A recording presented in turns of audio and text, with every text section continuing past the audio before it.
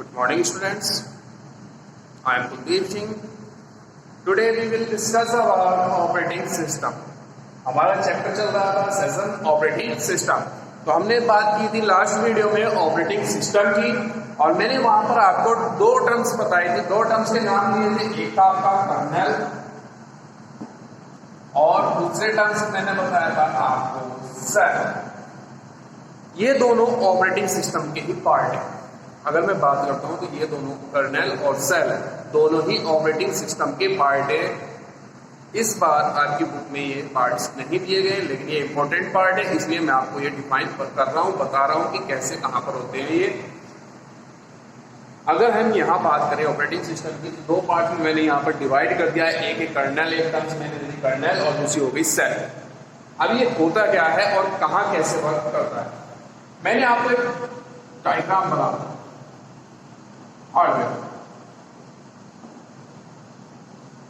ठीक है। हार्डवेयर में आपके ऑपरेटिंग सिस्टम क्या करता है? ऑपरेटिंग सिस्टम इंटरफेस का वर्क करता था किससे? यूजर या एप्लीकेशन, ठीक है। तो यहां पर ऑपरेटिंग सिस्टम तो आ गया, लेकिन ये कर्नेल और सेल वर्क कहां करते हैं? तो अगर मैं बात करता हूं कर्नेल और सेल की, तो कर्नेल आपका जो वर्क करता है वो ऑपरेटिंग सिस्टम में हार्डवेयर, और इसको ऐसे बना देते हैं, एक टर्म्स ले लेते हैं ऑपरेटिंग सिस्टम। ऑपरेटिंग सिस्टम के टू पार्ट्स हो गए आपके, कर्नेल और सेल,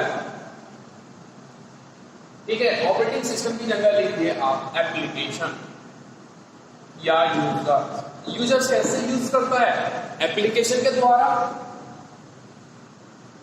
यूजर्स क्या करता है? एप्लीकेशन को एक्सेस करता है। तो यहां पर हमने ले लिया एप्लीकेशन, और एप्लीकेशन से आपके ऑपरेटिंग सिस्टम, ये क्या है आपका ओएस, ऑपरेटिंग सिस्टम के दोनों पार्ट्स हो गए। यहां पर आप देखोगे कि एप्लीकेशन के पास कौन सा पार्ट है? आपका सेल पार्ट है। एप्लीकेशन और सेल, यहां पर एप्लीकेशन के पास है सेल, और सेल और सेल के बाद है आपका कर्नेल, और देन हार्डवेयर। तो अगर मैं सीधे सीधे बात करूं कि एप्लीकेशन को कौन एक्सेस करता है? आपका ऑपरेटिंग सेल, ऑपरेटिंग सिस्टम का सेल पार्ट, देन आपका कर्नेल, यानी कि आपके ऑपरेटिंग सिस्टम और हार्डवेयर के बीच, सेल और हार्डवेयर के बीच हमारा क्या होता है? कर्नेल। क्लियर है? तो कर्नेल को हम सेंट्रल ऑपरेटिंग सिस्टम भी बोलते हैं, मेन ऑपरेटिंग सिस्टम भी आपका कर्नेल होता है। ये होता है आपका एप्लीकेशन से रिलेटेड, यानी कि एप्लीकेशन ऑपरेटिंग सिस्टम। ये कहां पर वर्क करता है? आपके सेल, कर्नेल और एप्लीकेशन के बीच में जो ऑपरेटिंग सिस्टम वर्क करता है वो होता है आपका कर्नेल। वैसे तो बहुत बड़ा टॉपिक है कर्नेल और सेल, दोनों के में डिफरेंसेस हैं, दोनों की प्रायोरिटी है, इनके फंक्शनिंग दोनों की क्या क्या हो सकती है, ये सारी चीजें आती है, लेकिन आपके सिलेबस में नहीं है, इसलिए मैं ज्यादा इसको डीपली नहीं एक्सप्लेन कर रहा हूं। लेकिन मैंने आपको इतना एक्सप्लेन कर दिया है कि सेल एप्लीकेशन ऑपरेटिंग सिस्टम होता है, कर्नेल आपका हार्डवेयर ऑपरेटिंग सिस्टम होता है, सेंटर ऑपरेटिंग सिस्टम होता है। हार्डवेयर और सेल के बीच में कौन सा होता है? आपका कर्नेल, और एप्लीकेशन कर्नेल के बीच में होता है आपका सेल। पास की बात भी कर सकते हैं, सेल एप्लीकेशन के पास होता है और कर्नेल हार्डवेयर के पास, ठीक है।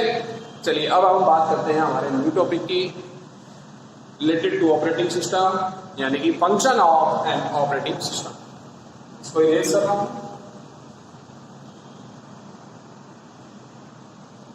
Functions of an operating system, functions and operating system. यहां पर हम बात करेंगे कि ऑपरेटिंग सिस्टम की क्या क्या फंक्शनिंग होती है, क्या क्या वर्किंग होती है, और कैसे कैसे ये वर्क करता है, क्या क्या होता है इसकी वर्किंग में। तो फर्स्ट की बात करता हूं मैं, फर्स्ट पॉइंट है आपका processor management. Processor management, management को हम स्मॉल में लिख देते हैं MGMT, मैनेजमेंट, ठीक है। अगर यहाँ पर बात आई है प्रोसेसर मैनेजमेंट, तो प्रोसेसर मैनेजमेंट क्या करता है ये हम देखेंगे। प्रोसेसर मैनेजमेंट में क्या होता है? प्रोसेसर मैनेजमेंट में आपका ऑपरेटिंग वेरियस जॉब को, इसको वेरियस जॉब्स मतलब आपके डिफरेंट जो वर्क है उनको क्या करता है? प्रोसेसिंग एलोकेट कराता है।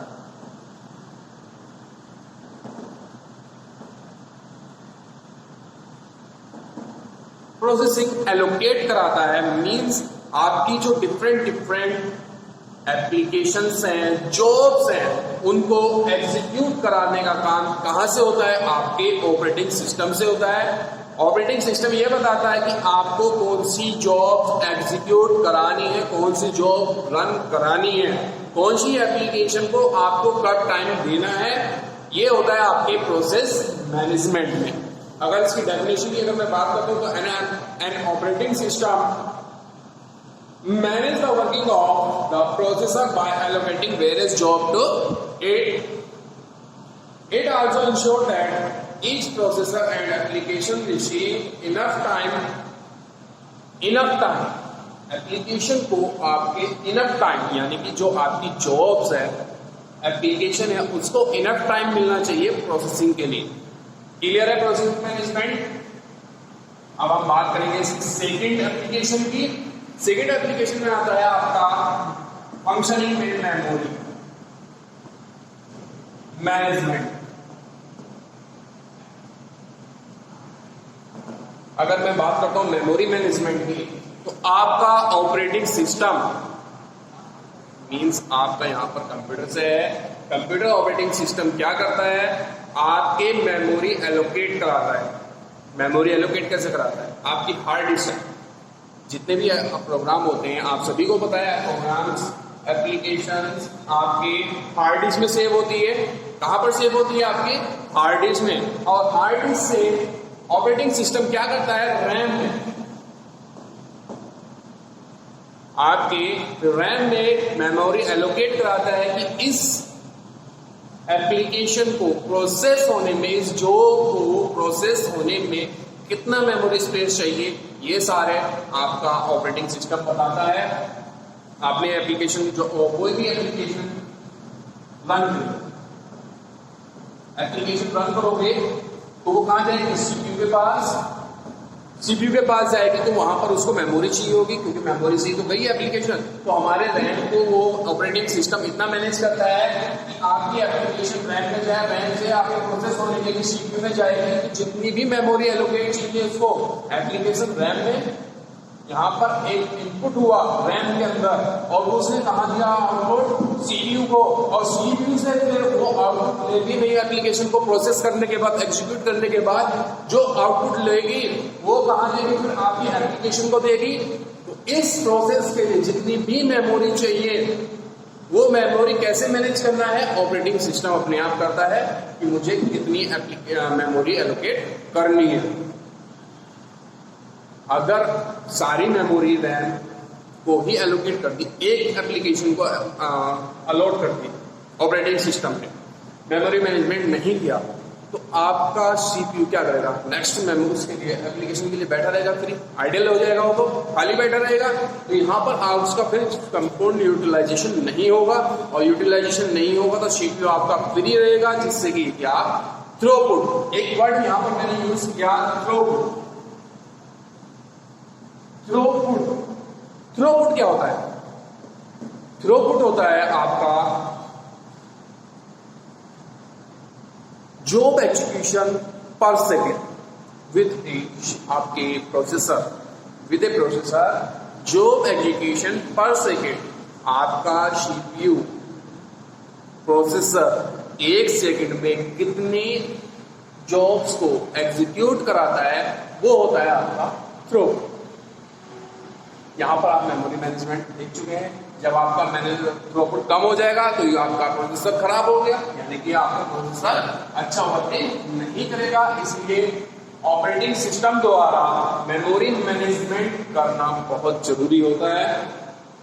इसके बाद हम बात करते हैं third, device management. Device management पहला टॉपिक आपका मैंने बताया प्रोसेसर मैनेजमेंट। प्रोसेसर मैनेजमेंट में आपका ऑपरेटिंग सिस्टम प्रोसेस को मैनेज करता था, आपकी जॉब को मैनेज करता था। Then memory management. Memory management में आपको मैंने बताया अभी। उसके बाद आया आपका डिवाइस मैनेजमेंट। डिवाइस मैनेजमेंट कैसे करता है आप सोचो, मैंने भी आपको शुरू में बताया था ऑपरेटिंग सिस्टम क्या करता है। ऑपरेटिंग सिस्टम यूजर और हार्डवेयर के बीच तो वर्क करता है। जब यूजर और हार्डवेयर के बीच वर्क करता है तो आप यहां पर देखेंगे कि हमारा ऑपरेटिंग सिस्टम क्या करता है, कैसे डिवाइस एलोकेट करता है। अगर आप इस कोई भी हार्डवेयर को डायरेक्ट एक्सेस करते हैं, डायरेक्ट एक्सेस कीजिए, प्रोग्राम करोगे, कोडिंग करोगे, आप यहां पर क्या करोगे, कोडिंग करनी पड़ेगी। आपको कोडिंग करनी पड़ेगी, प्रोग्राम लिखना पड़ेगा। प्रोग्राम लिखोगे तो वो क्या होगा, कॉम्प्लेक्स हो जाएगा। कॉम्प्लेक्स हो जाएगा तो आपको उसमें इजी टास्क, इजी एक्सेस नहीं करेंगे। तो ऑपरेटिंग सिस्टम क्या कराता है, आपको इजी एक्सेस देता है। किसी हार्डवेयर को एक्सेस करने के लिए इजी एक्सेस करता है। लेकिन डिवाइस मैनेजमेंट का इसका क्या संबंध है, तो डिवाइस मैनेजमेंट में ये क्या संबंध है, एक यूजर है, उसने प्रिंट की कमांड लिखी, प्रिंट का प्रोग्राम लिखा और आपने नेटवर्किंग की हुई है, ठीक है, या आपने नेटवर्किंग नहीं की, दो सिस्टम बैठे हुए हैं, आपने क्या किया, ऑपरेटिंग सिस्टम लिखा और प्रिंट की कमांड प्रिंट की कमांड करी। तो प्रिंट की कमांड करने पर क्या होगा, आप तो उस पर एक्सेस दबा के बैठ गए कि भाई मैंने कोडिंग की, मैं नहीं दूंगा, मुझे दोबारा कोडिंग लिखनी पड़ेगी फिर, ठीक है ना, समझ गए। तो उसमें क्या होगा, आपका टाइम वेस्ट होगा, दोबारा कोडिंग करनी पड़ेगी। इसलिए आप उस पर अपना एक्सेस रख के बैठेंगे कि मैं तो छोड़ूंगा नहीं, मैं तो छोड़ना नहीं है, दूसरों को कोई दिक्कत हो रही है तो ठीक है। तो इसलिए यहां पर ऑपरेटिंग सिस्टम क्या करता है, डिवाइस मैनेजमेंट करता है। डिवाइस मैनेजमेंट कैसे करता है कि वो बताता है कि आपको इतना एक्सेस हो गया, आपने केवल यूजर्स को क्या करना है, ऑपरेटिंग सिस्टम से प्रिंट देना है, तो प्रिंट में क्लिक कर दिया तो वो पकड़ के नहीं बैठेगा ना, उसको अपने हाथ में तो नहीं पकड़ के बैठेगा ना। दूसरे को जब जरूरत होगी, रिक्वायरमेंट होगी, तो वो दूसरे को दे देगा, दूसरे यूजर को कि भाई ले मैं फ्री हूं, प्रिंट दे दे। लेकिन अगर वो डायरेक्ट कर रहा है तो उसको कोडिंग करनी पड़ेगी। कोडिंग करने पे क्या हो रहा है, वो उसको नहीं छोड़ेगा। मैं जब कोडिंग नहीं करनी, दोबारा कोडिंग करूंगा, मेरा गलत हो जाएगा तो मैं नहीं करता, मैं तो ऐसी प्रिंट दूंगा। इसलिए यहां पर आपका ऑपरेटिंग सिस्टम क्या करता है, डिवाइस मैनेजमेंट करता है, ठीक है। यहां तक क्लियर है, चलिए, थैंक यू। और अदर फंक्शंस हम नेक्स्ट वीडियो में देखेंगे।